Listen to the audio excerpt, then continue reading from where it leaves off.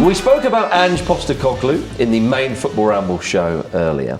But we're going to turn our attention to Daniel Levy now. Is Daniel Levy the real problem at Tottenham Hotspur, Luke? I think you'd have to come to the conclusion that he is. I think it's probably been evident for some time that he is. And I think the fans' response around the Leicester game particularly has shown that the tide has probably turned. I mean, I think there's always going to be an element of a fan base, which I understand, where they're going to say, look what he's done for us. Look at this amazing stadium we're in. Look at all this other stuff. But I think Levy's been under pressure for a while for lots of different reasons. And it's now coming to something of a head, I would say. And I think you could point to different types of managers they've had, different ways they've approached things, different ways that I feel like he's interfered with the football affairs far too much, whether that be, firing managers, hiring the wrong managers, not bringing in players that certain managers want, not backing managers at key times, which I think probably happened under Pochettino.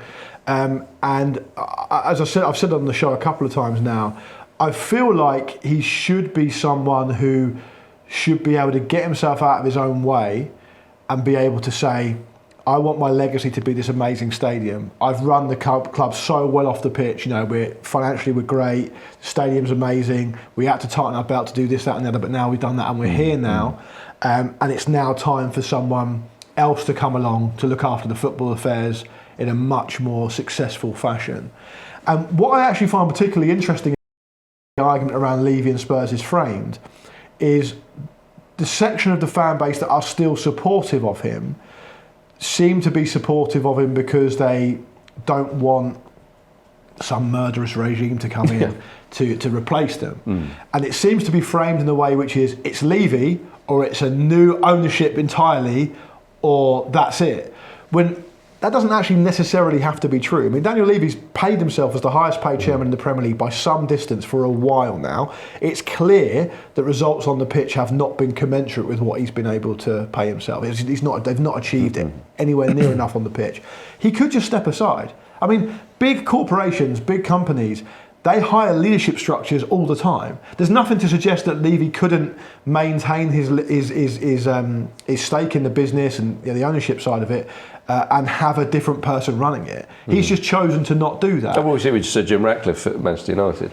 Poor example, I understand. Not a great example. Yeah, obviously not him and that, but I think the point is his stake is only 25%. He can put in whatever structure he decides, right? I mean, he's ultimately the top of the club, so he can do that. He's chosen not to do that clearly because he thinks he can do better. There's evidence for that in the All or Nothing documentary where he was featured quite heavily in it, came across the way he came across. There's evidence in it where he's not bringing in players that managers particularly want. He's kind of nickel and diming people all the time as well. And it's interesting, isn't it? Because normally the manager takes the flak. And I actually think at this point, as we sit here now recording this video, Levy's probably quite happy for Ange Postecoglou to take as much of the flak as possible, because he can point to the idea that he spent hundreds of millions of pounds in recent transfer windows to bring players in. But clearly now the tide is turning, it's shifting towards him.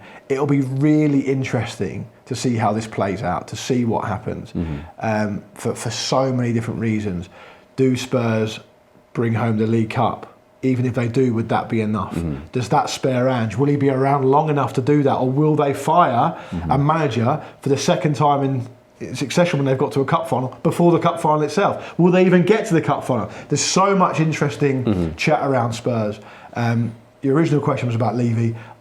I think it's been clear for some time now that he's the problem. So he's taken the club as far as he could in terms of the industry, because he's done a lot for the club. I will listen to an argument that says that he's been brilliant off the pitch for Spurs. Yeah. I think there's a lot of evidence for that. I don't think there's any evidence at all that he's been good for them on the pitch. And I would even say, go back to 2019 when Spurs get to the Champions League final under Pochettino.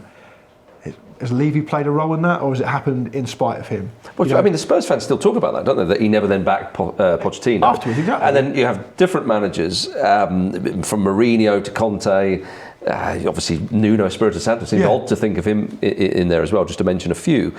And they were saying similar things. I mean, Conte, I understand Conte was a bit of a sourpuss, but he was saying this is Tottenham. You know, they talked about that mentality, and I think Ange Postecoglou seemed to shift the mentality a bit in those first sort of few months or however long it was when he first got to the club, and it seemed great. And suddenly Spurs fans, their tails were up, and there was talk of maybe even a tilt at the Premier League title. That is a while ago now, and it's all gone sour. And Ange, some people would say that Postecoglou is almost a victim of all that stuff at Spurs, the poor mindset and so on, that he can't seem to shift. Maybe and maybe not, but I think it's an example. I mean, if you want to go through those managers you've just mentioned, I mean, working backwards, Postecoglou comes in because they haven't really got a huge amount of places to turn. Well, you don't often have a manager who's managed in the Scottish Prem go down and get a big job in England. It's just quite rare. I can't think of an example, but there may be examples. I mean, Steven Gerrard maybe, but I mean, you know. But the key ones you mentioned, that didn't go well. Yeah. The key ones you mentioned are, I think, Conte and Nuno. Mourinho, although they arguably didn't know that at the time, Mourinho's probably a declining force at that point, and Levy had spent a lot of time building up Spurs to be in a position where they could hire a Mourinho. It just came along too late, right? But he had the same problems that the other managers have had, where they identify players they want. It's a day late and it's a dollar short, and they never quite get what they want. They don't get the amount of players they want. They don't get the positions they want. You look at Conte. He's had incredible success as a manager until he goes to Spurs, and now we sit here now. What, Napoli top of the league in Serie A, right, under Conte. With Scott McTominay. There we go, right. Nuno, again, poor fit. You've said it yourself. He's a pretty poor fit, but he did a really good job at Wolves overall. And look what he's doing at Forest. And Spurs fans are within their rights to say to themselves and to each other, what is it about us? What's the common denominator about us as to why these managers who can clearly have success in varying forms elsewhere can't have it here, because everything is set up for us to be able to succeed. We're in London, which means we can attract players. We've got money. We've got an amazing stadium. We're an historic club who's won things. We're a big club. You know, why is it not happening? Well, all the evidence points towards the ownership. The management, the guy at the top. By the way, do click like and subscribe with this video. We'd bloody love that. Particularly if you like my comments. Well, indeed. Don't tell me if you don't. So what then? If you're a Spurs fan, realistically, what can you hope for come the summer? Let's say summer.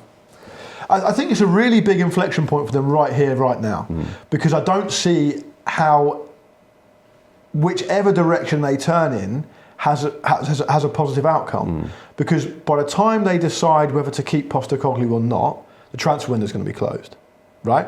So you stay with Postecoglou and they are in absolute freefall. It's impossible to overstate how bad they've been. So they stay with that, and it's probably going to be more of the same. And you wouldn't think of them winning a cup. They're in three competitions still. Europa League, distinct possibility there in terms of looking at the other sides.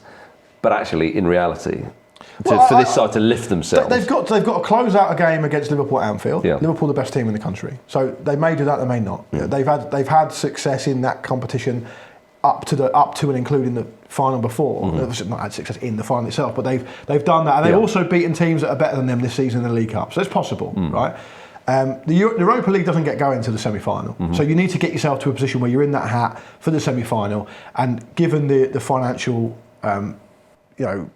impact of what Premier League teams are able to do in that competition, the teams they're playing against, it's fine. You've got to knock over those teams. You've got to win. But you still wouldn't trust them, though. No, I think it's just very. And that's the thing for me. But it's just far too early to say.